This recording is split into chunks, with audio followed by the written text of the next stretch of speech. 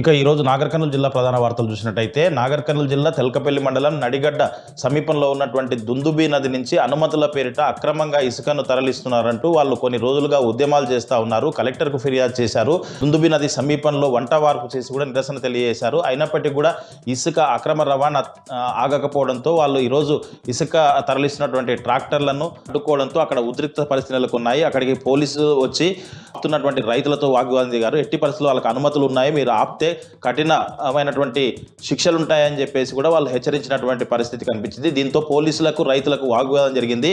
మొత్తంగా చూసినట్టయితే రైతులు ఇసుక తరలిస్తే భూగర్భ జలాలు ఎండిపోయి పంటలు పండవని చెప్పేసి తీవ్రంగా నష్టపోతామని చెప్పేసి గత ప్రభుత్వాల్లో ఎప్పుడు కూడా ఇసుక తీయలేదని చెప్పేసి కాంగ్రెస్ ప్రభుత్వం వచ్చినప్పటి నుంచే ఇసుక తీస్తున్నారని చెప్పేసి ఇసుక తరలింపుకు ఎస్ఐ పూర్తిగా సహకరిస్తున్నాడని చెప్పేసి మేము అడగడానికి వెళ్తే మమ్మల్ని భయభ్రాంతులకు గురి చేస్తున్నాడని చెప్పేసి కూడా వాళ్ళు ఆవేదన వ్యక్తం చేస్తున్నటువంటి పరిస్థితి కనిపిస్తుంది. ఎట్టి పరిస్థితుల్లో ఇసుకను తరలిస్తే మాత్రం ఊరుకునే ప్రసక్తే లేదని ప్రాణాలైనా అర్పిస్తాం, కానీ మా ఇసుకను తరలిస్తే అక్కడ ఉన్నటువంటి బోర్లు పైపులతో పాటు నష్టం జరగడమే కాకుండా భూగర్భ జలాలు అడుగంటిపోయి పంటలు ఎండిపోయి తరతరాలుగా ఇబ్బందులకు గురవుతామని చెప్పేసి వాళ్ళు ఎట్టి పరిస్థితుల్లో ఇసుకను ఆపాలని, లేని పక్షంలో ప్రభుత్వం పైన కార్యాచరణ రూపొందించి పెద్ద ఎత్తున ఆందోళనకు దిగుతామని చెప్పేసి కూడా ప్రభుత్వాన్ని వాళ్ళు నడిగడ్డ రైతులు హెచ్చరించినటువంటి పరిస్థితి కనిపించింది.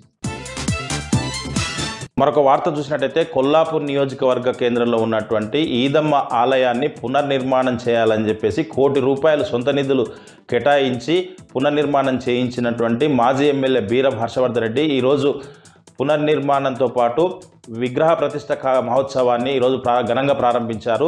ఈ కార్యక్రమంలో ప్రత్యేక పూజలతో పాటు హోమాలు నిర్వహించారు. ఈ హోమ కార్యక్రమంలో మాజీ ఎమ్మెల్యే బీరం హర్షవర్ధన్ రెడ్డి దంపతులతో పాటు పలువురు భక్తులు కూడా పాల్గొని మొక్కులు తీర్చుకోవడంతో పాటు ప్రత్యేక పూజలు కూడా చేసినటువంటి పరిస్థితి. ఈ కార్యక్రమం దిగ్విజయంగా 3 రోజుల పాటు నిర్వహిస్తామని చెప్పేసి ఆలయ అర్చకులు తెలిపినటువంటి పరిస్థితి కనిపించింది. ఈ కార్యక్రమాలకు పలువురు ప్రముఖులు పునఃప్రతిష్ఠ కార్యక్రమంలో పాల్గొంటారని చెప్పేసి ఆలయ అర్చకులు తెలిపినటువంటి పరిస్థితి కనిపించింది. మరొక వార్త చూసినట్టయితే కల్వకుర్తి నియోజకవర్గంలోని తలకొండపల్లి మండల కేంద్రంలో బీఆర్ఎస్ నాయకులు మీడియా సమావేశం ఏర్పాటు చేసి కాంగ్రెస్ ప్రభుత్వం పైన పెద్ద ఎత్తున ఆరోపణలు చేసినటువంటి పరిస్థితి కనిపించింది. కాంగ్రెస్ ప్రభుత్వం వచ్చినప్పటి నుంచి కూడా ఏ ఒక్క హామీ సక్రమంగా నిలబెట్టుకోలేదని, రుణమాఫీ పూర్తి స్థాయిలో చేయలేదని చెప్పేసి, రైతు భరోసా పేరిట రాత్రి నుంచే పడతాయని చెప్పేసి ప్రాజెక్టు గ్రామాలను ఎంపిక చేసి వారికి మాత్రమే ఇస్తే ఆ గ్రామాల వాళ్ళే ఓటర్ల, వాళ్ళే ప్రజల, మిగతా గ్రామాల వాళ్ళు ప్రజలు కారా అని చెప్పేసి కూడా వాళ్ళు ప్రభుత్వం పైన ఆరోపణలు చేసినటువంటి పరిస్థితి కనిపించింది. మొత్తంగా చూసినట్టయితే రేవంత్ రెడ్డి ప్రభుత్వం వచ్చినప్పటి నుంచి ఉదయం ఒక మాట రాత్రి ఒక మాట, తెల్లారితే కాలయాపనే తప్ప వేరే చేసింది ఏమీ లేదని చెప్పేసి ప్రజలను మభ్యపెట్టడమే తప్ప ప్రజల అభివృద్ధి కోసం ఎప్పుడు కూడా ఆలోచించడం లేదని చెప్పేసి కూడా వాళ్ళు రేవంత్ రెడ్డి ప్రభుత్వంపై దుమ్మెత్తిపోసినటువంటి పరిస్థితి కనిపించింది. మొత్తంగా చూసినట్టయితే కాంగ్రెస్ ప్రభుత్వం కాలయాపన జరపకుండా ఇచ్చినటువంటి హామీలను నెరవేర్చే వరకు కూడా బీఆర్ఎస్ పోరాటం చేస్తూనే ఉంటుందని చెప్పేసి తెలిపారు.